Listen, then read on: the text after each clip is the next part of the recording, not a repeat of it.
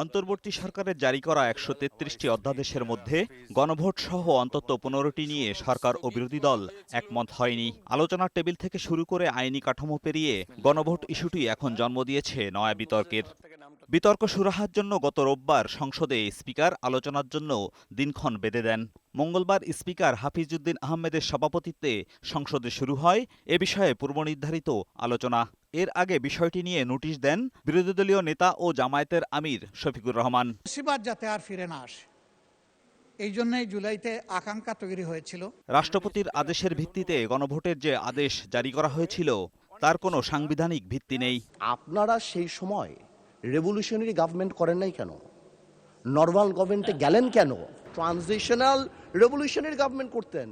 Let's rewrite the constitution. ছিঁড়ে ফেলে দিতেন কনস্টিটিউশনকে, নতুন করে সংবিধান বানাতেন। পুরনো কনস্টিটিউশনে থেকে আপনারা সংবিধানকেই বাতিল করে দিতে যাচ্ছেন। এটা আসলে হয় না। তবে বিরোধী দল জামায়াত এর কঠোর বিরোধিতা করছেন। তাদের দাবি গণভোটের মাধ্যমেই জনগণের রায় দিয়েছে। আজকে জুলাই সনদ বাস্তবায়ন এবং তার ভিত্তিতে আমাদেরকে এখানে শপথ গ্রহণ করানো হয়েছে। আমাদের এই ট্রেজারি বেঞ্চ থেকে আমাদেরকে বলা হয় এটাই নাকি অবৈধ হয়েছে। অবৈধ একটা কাজ জাতীয় সংসদে আমাদের কাছে কাগজ প্লেস করেছে কে? যারা প্লেস করেছে তাহলে তাদেরকে তো আগে আইনের আওতায় নিয়ে আসা উচিত। বিষয়টি নিয়ে সোচ্চার জামাত নেতৃত্বাধীন জোটও। এজাজুল হক মুকুল, বৈশাখী সংবাদ, ঢাকা।